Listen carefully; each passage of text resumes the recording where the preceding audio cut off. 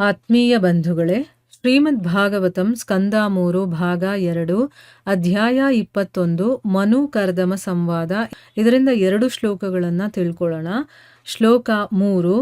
ತಸ್ಯ ವೈ ದುಹಿತ ಬ್ರಹ್ಮನ್ ದೇವಹೂತೀತಿ ವಿಶ್ರುತ ಪತ್ನಿ ಪ್ರಜಾಪತೇರುಕ್ತ ಕರ್ದಮಸ್ಯ ತ್ವಯಾನಘ.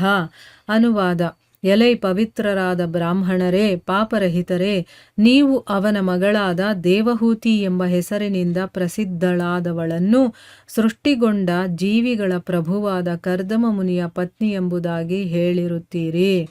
ಶ್ಲೋಕ 4.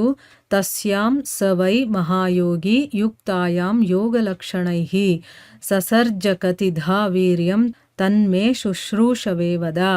ಅನುವಾದ: ಅಷ್ಟಾಂಗ ಯೋಗ ಸಿದ್ಧಿಗಳಿಂದ ಸಂಪನ್ನಳಾದ ಆ ರಾಜಕುಮಾರಿಯಿಂದ ಆ ಮಹಾಯೋಗಿಯು ಎಷ್ಟು ಮಂದಿ ಪುತ್ರರನ್ನು ಪಡೆದನು, ಇದನ್ನು ನನಗೆ ತಿಳಿಸಬೇಕೆಂದು ತಮ್ಮಲ್ಲಿ ಪ್ರಾರ್ಥಿಸುತ್ತೇನೆ. ನಾನು ಅದನ್ನು ಕೇಳಲು ಕುತೂಹಲಿಯಾಗಿರುವೆನು.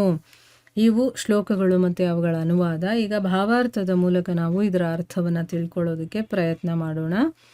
ಓದ ಭಾಗದಲ್ಲಿ ನಾವೇನು ತಿಳ್ಕೊಂಡ್ವಿ? ವಿದುರ ಈ ರೀತಿ ಹೇಳ್ತಾನೆ, ಏನು? ಸ್ವಯಂಭೂವಿನ ವಂಶ ಇದೆಯಲ್ಲ, ಅದು ಪರಮ ಆದರಣೀಯವಾಗಿರುವಂಥದ್ದು. ಅದಕ್ಕೋಸ್ಕರನೇ ಎಲೆ ಪೂಜ್ಯ ಮಹರ್ಷಿಗಳೇ, ಮೈಥುನದ ಮೂಲಕ ಸಂತತಿ ಅಭಿವೃದ್ಧಿಯಾದಂತಹ ಈ ಜನಾಂಗದ ವಿವರಣೆಯನ್ನು ನನಗೆ ನೀವು ನೀಡಬೇಕು ಅಂತ ನಾನು ಬೇಡ್ಕೊಳ್ತೀನಿ ಅಂತ ಅಂದ್ಬಿಟ್ಟು ಕೇಳ್ತಾರೆ.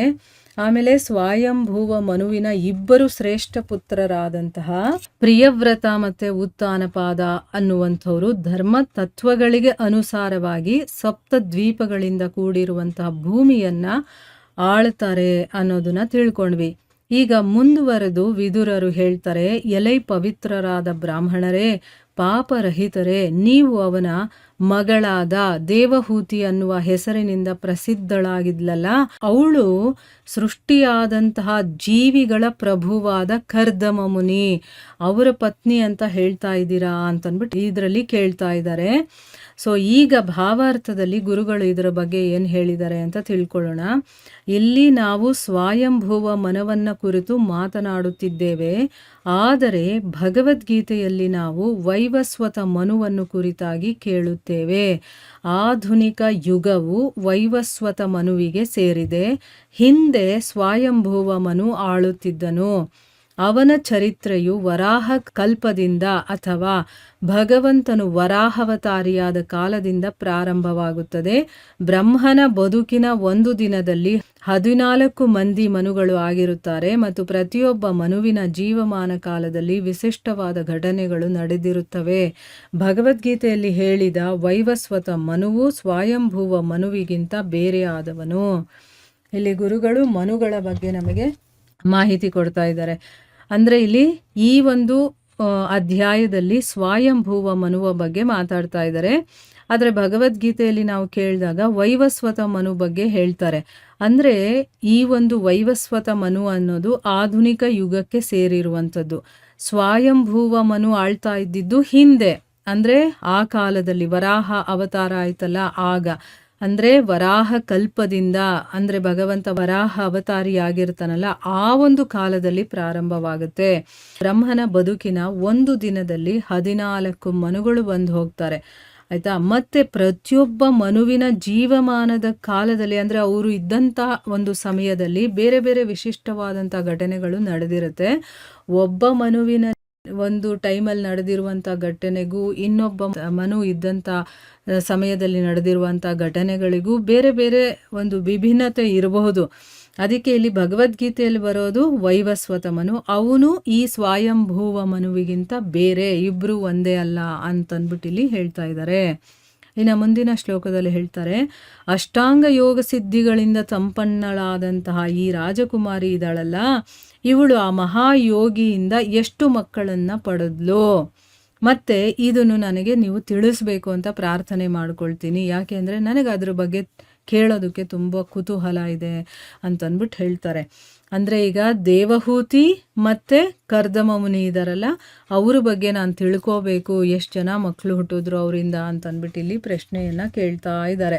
ಭಾವಾರ್ಥದಲ್ಲಿ ಗುರುಗಳು ಈಗ ಏನು ಹೇಳ್ತಾರೆ ಈ ವಿಷಯದ ಬಗ್ಗೆ ಅಂತ ತಿಳ್ಕೊಳ್ಳೋಣ. ಯಾಕೆಂದರೆ ಗುರುಗಳು ಅದನ್ನು ಇನ್ನೂ ಸ್ವಲ್ಪ ಡೀಟೇಲ್ ಆಗಿ ಹೇಳ್ತಾರೆ ಅದ್ರ ಬಗ್ಗೆ. ಆವಾಗ ನಮಗಿನ್ನೂ ಒಂದಷ್ಟು ವಿಚಾರಗಳು ಗೊತ್ತಾಗುತ್ತೆ. ಸೊ ಇಲ್ಲಿ ವಿದುರನು ಕರ್ದಮ ಮುನಿ ಮತ್ತೆ ಅವನ ಪತ್ನಿಯಾದ ದೇವಹೂತಿ ಮತ್ತು ಅವರ ಮಕ್ಕಳ ವಿಷಯವಾಗಿ ಪ್ರಶ್ನಿಸಿದನು. ದೇವಹೂತಿಯು ಅಷ್ಟಾಂಗ ಯೋಗ ಸಾಧನೆಯಲ್ಲಿ ಬಹಳ ಮುಂದುವರೆದಿದ್ದಳೆಂದು ಇಲ್ಲಿ ವಿವರಿಸಲಾಗಿದೆ. ಯೋಗ ಸಾಧನೆಯ ಅಷ್ಟಾಂಗಗಳನ್ನು ಹೀಗೆ ವಿವರಿಸಲಾಗಿದೆ. ಅಂದ್ರೆ ಇಲ್ಲಿ ವಿದುರ ಕರ್ದಮ ಮುನಿ ಮತ್ತೆ ಅವನ ಪತ್ನಿ ಯಾರು, ದೇವಹೂತಿ, ಮತ್ತು ಅವ್ರ ಮಕ್ಕಳು ಯಾರು, ಅದ್ರ ಬಗ್ಗೆ ಇಲ್ಲಿ ಪ್ರಶ್ನೆ ಕೇಳ್ತಾ ಇದ್ದಾರೆ. ದೇವಹೂತಿ ಸಾಮಾನ್ಯ ಅಲ್ಲ, ಅವಳು ಅಷ್ಟಾಂಗ ಯೋಗ ಸಾಧನೆಯಲ್ಲಿ ತುಂಬ ಮುಂದುವರೆದಿದ್ಲು ಅಂತ ಹೇಳಿ ಇಲ್ಲಿ ಗುರುಗಳು ಯೋಗ ಸಾಧನೆಯ ಅಷ್ಟಾಂಗ ಯೋಗಗಳು ಯಾವ್ದ್ಯಾವುದು ಅಂತ ಹೇಳಿದ್ದಾರೆ. ಸೊ ಮೊದಲನೇದು ಇಂದ್ರಿಯ ನಿಗ್ರಹ. ನೋಡಿ, ತನ್ನ ಇಂದ್ರಿಯಗಳನ್ನು ಕಂಟ್ರೋಲ್ ಮಾಡ್ಕೊಳ್ಳೋದು ಅವಳು ಗೊತ್ತಿತ್ತು. ಯಾಕಂದರೆ ಅಷ್ಟಾಂಗ ಯೋಗದಲ್ಲಿ ಬಹಳ ಮುಂದುವರೆದಿದ್ದಾಳೆ ಅಂತಂದರೆ ಅವಳು ಇಂದ್ರಿಯ ನಿಗ್ರಹನೂ ಮಾಡಿದ್ಲು ಅಂತ ನಮಗಿಲ್ಲ ಗೊತ್ತಾಗತ್ತೆ. ಅಂದರೆ ಆ 8 ಯಾವುದು ಅಂತಂದ್ಬಿಟ್ಟು ಇಲ್ಲಿ ಹೇಳ್ತಾ ಇದ್ದಾರೆ. ಮೊದಲನೇದು ಇಂದ್ರಿಯ ನಿಗ್ರಹ, ಇನ್ನೊಂದು ನಿಯಮ ನಿಯಂತ್ರಣಗಳ ಕಠೋರವಾದ ಪಾಲನೆ. ಏನೇ ನಿಯಮ ನಿಬಂಧನೆಗಳಿದ್ರೂ ಅದನ್ನು ಸರಿಯಾದ ರೀತಿಯಲ್ಲಿ ಫಾಲೋ ಮಾಡುವಂಥದ್ದು. ಆಮೇಲೆ ಮೂರನೇದು ವಿವಿಧ ಆಸನ ಭಂಗಿಗಳ ಅಭ್ಯಾಸ. ನಾವಿನ್ನು ಯೋಗಾಭ್ಯಾಸ ಮಾಡ್ತೀವಿ ಅಂತ ಎಕ್ಸಸೈಸ್ ಮಾಡ್ತೀವಲ್ವ, ಆ ರೀತಿ ಆ ಬೇರೆ ಬೇರೆ ಆಸನದ ಭಂಗಿಗಳ ಅಭ್ಯಾಸ ಮಾಡುವಂಥದ್ದು. ಆಮೇಲೆ ಪ್ರಾಣಾಯಾಮ ಅಂದರೆ ಶ್ವಾಸದ ಹಿಡಿತ. ಈಗ ಒಳಗಡೆ ಹೋಗುವಂಥದ್ದು ಅಂದರೆ ಉಚ್ಛ್ವಾಸ ನಿಶ್ವಾಸ ಅಂತ ಹೇಳ್ತೀವಲ್ವ, ಅಂದರೆ ಆ ಶ್ವಾಸದ ಮೇಲೆ ನಮಗೆ ಹಿಡಿತಾ ಇರುವಂಥದ್ದು. ಆಮೇಲೆ ಪ್ರತ್ಯಾಹಾರ ಅಂತಂದ್ರೆ ಏನು, ಇಂದ್ರಿಯಗಳನ್ನು ಇಂದ್ರಿಯ ಸುಖದ ವಿಷಯಗಳಿಂದ ಹಿಂದಕ್ಕೆ ತಗೊಳ್ಳುವಂಥದ್ದು. ಅಂದರೆ ಇದನ್ನು ಮಾಡಬೇಕು ಅಂತ ಇಂದ್ರಿಯ ಹೇಳಿದ್ರೆ ಅದು ಬೇಕೋ ಬೇಡವೋ ಅಂತ ನಿರ್ಧಾರ ಮಾಡಿ ಅದು ಸುಖ ಕೊಡುವಂಥದ್ದು, ನಮಗೆ ಇನ್ನೂ ಒಂದಷ್ಟು ಈ ಐಹಿಕದಲ್ಲೇ ಮುಳುಗಿಸುವಂಥದ್ದು ಅಂತಂದರೆ ಅದರಿಂದ ಹಿಂದಕ್ಕೆ ಆ ಇಂದ್ರಿಯಗಳನ್ನು ತಗೊಳ್ಳುವಂಥದ್ದು. ಆಮೇಲೆ 6ನೇದು ಏನು ಅಂತಂದರೆ ಮನಸ್ಸಿನ ಏಕಾಗ್ರತೆ. ಆಮೇಲೆ 7ನೇದು ಯಾವುದು ಅಂತಂದರೆ ಧ್ಯಾನ. 8ನೇದು ಆತ್ಮ ಸಾಕ್ಷಾತ್ಕಾರ. ಇದು 8 ಅಷ್ಟಾಂಗ ಯೋಗ ಅಂತ ಹೇಳೋದು. ಯಾವ್ದ್ಯಾವುದು ಇನ್ನೊಂದು ಸರಿ ಹೇಳ್ತೀನಿ. ಇಂದ್ರಿಯ ನಿಗ್ರಹ, ನಿಯಮ ನಿಯಂತ್ರಣಗಳ ಕಠೋರವಾದ ಪಾಲನೆ, ವಿವಿಧ ಆಸನ ಭಂಗಿಗಳ ಅಭ್ಯಾಸ, ಪ್ರಾಣಾಯಾಮ, ಪ್ರತ್ಯಾಹಾರ, ಮತ್ತು ಮನಸ್ಸಿನ ಏಕಾಗ್ರತೆ, ಧ್ಯಾನ ಮತ್ತು ಆತ್ಮ ಸಾಕ್ಷಾತ್ಕಾರ. ಆತ್ಮ ಸಾಕ್ಷಾತ್ಕಾರವಾದ ನಂತರ ಯೋಗ ಸಿದ್ಧಿಗಳೆಂಬ 8 ಬಗೆಯ ಪರಿಪೂರ್ಣತೆಯ ಹಂತಗಳಿವೆ. ಪತಿ ಪತ್ನಿಯರಾದ ಕರ್ದಮ ದೇವಹೂತಿಯರು ಯೋಗ ಸಾಧನೆಯಲ್ಲಿ ಮುಂದುವರಿದವರಾಗಿದ್ದರು. ಪತಿಯು ಒಬ್ಬ ಮಹಾಯೋಗಿಯಾಗಿದ್ದನು ಮತ್ತು ಪತ್ನಿಯು ಯೋಗ ಲಕ್ಷಣ ಅಥವಾ ಯೋಗಾಗ್ರೇಸರಳಾಗಿದ್ದಳು. ಅಂದ್ರೆ ಅರ್ಥ ಏನು, ಆತ್ಮ ಸಾಕ್ಷಾತ್ಕಾರ ಆದ ಮೇಲೂ ಕೂಡ ಯೋಗ ಸಿದ್ಧಿಗಳು ಅಂತಂದ್ಬಿಟ್ಟು 8 ಬಗೆಯ ಪರಿಪೂರ್ಣತೆಯ ಹಂತಗಳು ಇನ್ನೂ ಇದೆ ಅಂತ ಹೇಳ್ತಾ ಇದ್ದಾರೆ. ಸೊ ಇವರಿಬ್ಬರೂ ಕೂಡ ಅದರಲ್ಲಿ ತೊಡಗಿದ್ದಂಥವ್ರು. ಪತಿ ಪತ್ನಿಯರು ಇಬ್ಬರೂ ಕೂಡ ಅಂದರೆ ಕರ್ದಮ ಮಹರ್ಷಿ ಮತ್ತು ದೇವಹೂತಿ ಯೋಗ ಸಾಧನೆಯಲ್ಲೇ ಮುಂದುವರೆದಿದ್ದಂಥವ್ರು. ಪತಿ ಒಬ್ಬ ಮಹಾಯೋಗಿಯಾಗಿದ್ದ, ಮತ್ತು ಪತ್ನಿ ಏನು ಅಂತಂದರೆ ಯೋಗ ಲಕ್ಷಣ ಅಂದರೆ ಯೋಗಾಗ್ರೇಸಳು ಅಂದರೆ ಯೋಗದಲ್ಲಿ ಮುಂದುವರಿತಾ ಇದ್ದವಳು. ಅವರು ಒಂದಾಗಿ ಸೇರಿ ಮಕ್ಕಳಿಗೆ ಜನ್ಮವಿತ್ತರು. ಹಿಂದೆ ಮಹಾಯೋಗಿಗಳು ಮತ್ತು ಸಾಧು ಪುರುಷರು ತಮ್ಮ ಜೀವನಗಳನ್ನು ಪರಿಷ್ಕಾರಗೊಳಿಸಿದ ನಂತರ ಮಕ್ಕಳನ್ನು ಪಡೆಯುತ್ತಿದ್ದರು. ಹಾಗಲ್ಲವಾದರೆ ಅವರು ಬ್ರಹ್ಮಚರ್ಯದ ವಿಧಿವಿಧಾನಗಳನ್ನು ಕಟ್ಟುನಿಟ್ಟಾಗಿ ಪಾಲಿಸುತ್ತಿದ್ದರು. ನೋಡಿ, ಈಗಿನ ಕಾಲಕ್ಕೂ ಆಗಿನ ಕಾಲಕ್ಕೂ ಎಷ್ಟು ಡಿಫ್ರೆನ್ಸ್ ಇದೆ ಅಂತಂದರೆ ಇಲ್ಲಿ ಅವರಿಬ್ಬರೂ ಕೂಡ ಯೋಗದಲ್ಲಿ ಮುಂದುವರೆದಿದ್ದಾರೆ. ಒಬ್ಬ ಮಹಾಯೋಗಿ ಆದರೆ ಇವಳು ಯೋಗಾಗ್ರೇಸರಳಾಗಿದ್ಲು. ಇಬ್ಬರೂ ಒಂದಾಗಿ ಸೇರಿ ಮಕ್ಕಳಿಗೆ ಜನ್ಮವನ್ನು ಕೊಟ್ಟರು. ಅಂದರೆ ಹಿಂದಿನ ಕಾಲದಲ್ಲಿ ಮಹಾಯೋಗಿಗಳಾಗಿರ್ಬೋದು, ಸಾಧು ಪುರುಷರಾಗಿರ್ಬೋದು, ತಮ್ಮ ಜೀವನವನ್ನು ಮೊದಲು ಪರಿಷ್ಕಾರಗೊಳಿಸಿ ಅಂದರೆ ಏನು, ಅದು ಒಂದು ಉನ್ನತ ಮಟ್ಟಕ್ಕೆ ಬರಬೇಕು ತಮ್ಮ ಜೀವನ. ಆ ಮಟ್ಟಕ್ಕೆ ಬಂದ ಮೇಲೆ ಜ್ಞಾನ ತಿಳುವಳಿಕೆ ಇದೆಲ್ಲ ಬಂದ ಮೇಲೆ ಅವರು ಮಕ್ಕಳನ್ನು ಪಡಿತಾ ಇದ್ರು. ಇಲ್ಲ ಅಂತಂದರೆ ಅವರು ಬ್ರಹ್ಮಚರ್ಯದ ವಿಧಿವಿಧಾನಗಳನ್ನು ಸರಿಯಾದ ರೀತಿಯಲ್ಲಿ ಪಾಲನೆ ಮಾಡ್ಕೊಂಡು ಹೋಗ್ತಿದ್ರು.